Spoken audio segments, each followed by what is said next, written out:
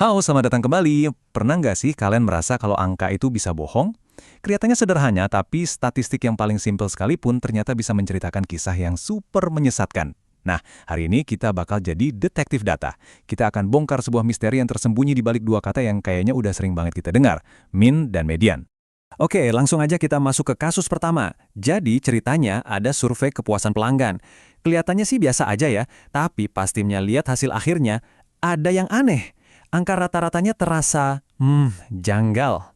Dan ini dia nih pertanyaan utamanya, yang bikin semua orang garuk-garuk kepala. Gimana ceritanya sebuah perusahaan dapat skor kepuasan rata-rata, tapi angkanya itu secara harfiah nggak pernah dipilih sama satu pun pelanggan? Kok bisa gitu? Nah, ini teka-teki yang akan kita pecahkan bareng-bareng. Jadi, ceritanya tuh begini. Ada 11 pelanggan yang ikut survei. 5 orang ngasih skor 1, mereka bener-bener nggak puas. Terus 6 orang lainnya ngasih skor 10, puas banget. Coba perhatiin deh, nggak ada satu orang pun yang milih skor di tengah-tengah. Datanya ini kayak terbelah jadi dua kubu yang ekstrim. Dan ini dia nih bagian anehnya. Waktu dihitung skor rata-rata kepuasan pelanggan itu 5,9. Aneh banget kan?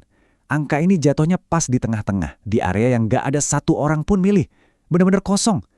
Nah, ini petunjuk pertama kita kalau ada sesuatu yang lebih dalam yang terjadi di sini. Oke, buat memecahkan kasus ini, kita perlu panggil dua detektif data ahli kita. Kenalan dulu yuk. Yang satu namanya Sang Min, dan yang satu lagi Sang Median. Keduanya sering banget disebut rata-rata, tapi percaya deh, cara kerja mereka itu beda banget. Coba bayangin kayak gini, Median itu detektif yang bakal dengerin semua saksi, nggak peduli seaneh atau se-ekstrim apapun kesaksiannya. Sementara itu Median itu detektif yang lebih praktis, dia langsung ke tengah kerumunan buat cari orang yang paling mewakili semuanya.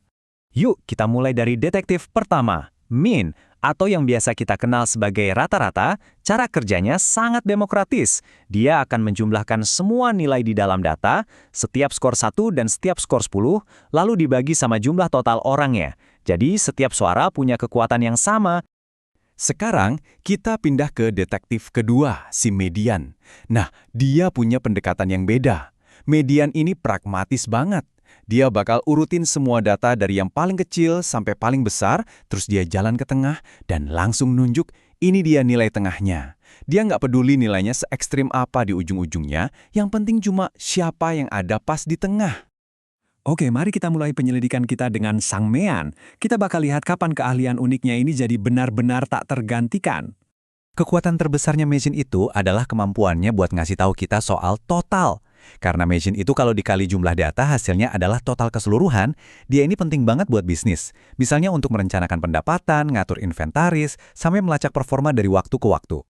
Tapi yang namanya juga detektif hebat, pasti punya kelemahan, semacam kryptonite-nya gitu. Buat Mian, kelemahannya itu adalah nilai-nilai yang ekstrim, atau yang biasa kita sebut outlier.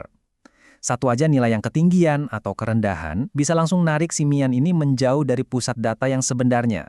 Dan ini petunjuk besar banget dalam kasus kita. Sekarang kita beralih ke detektif kedua kita, Sang Median. Nah, kekuatan terbesarnya adalah justru kemampuannya untuk kebal sama pengaruh para outlier yang suka bikin gara-gara itu. Nah, disinilah Median jadi jagoannya, yaitu pas kita pengen tahu kayak gimana sih pengalaman yang tipikal. Contoh paling gampang, harga rumah. Di sebuah perumahan mungkin ada banyak rumah biasa dan satu istana super mewah. Coba kita lihat apa yang terjadi. Oke, ini lingkungan perumahan yang cukup normal ya. Harga rumahnya berkisar antara 300 sampai 400 ribu dolar. Cukup seragam kan? Terus, tiba-tiba ada tetangga baru. Seorang miliarder bangun sebuah mansion seharga 5 juta dolar. Lihat deh, gimana outlier yang satu ini langsung mengubah drastis pemandangan data kita. Kalau kita pakai detektif Min buat cari tahu harga rata-rata, hasilnya, wih, lebih dari 1,1 juta dolar. Coba bayangin, apa angka ini beneran mewakili harga rumah di sana? Jelas enggak kan? Angka ini ketarik jauh banget cuma gara-gara satu rumah mewah itu. Dan disinilah kekuatan Median kelihatan. Median cuma geser dikit ke angka 355 ribu dolar. Dia seolah-olah nggak peduli sama si mansion mewah itu. Dan ngasih kita gambaran yang jauh lebih masuk akal tentang harga rumah yang sesungguhnya di perumahan itu. Dia menemukan cerita yang tipikal. Jadi, rahasia sebenarnya tuh bukan milih salah satu detektif dan buang yang lain. Momen aha-nya itu justru datang pas kita bikin mereka kerja bareng. Kekuatan sesungguhnya itu ada di perbandingan antara keduanya. Pertanyaannya sekarang jadi, terus apa artinya perbedaan antara nilai min sama median? Nah, jarak di antara keduanya inilah petunjuk terakhir yang kita butuhkan buat memecahkan misteri kita. Nah, ini dia kuncinya. Kalau mean lebih besar dari median, itu artinya ada outlier bernilai tinggi yang narik rata-ratanya ke atas. Ini namanya miring positif.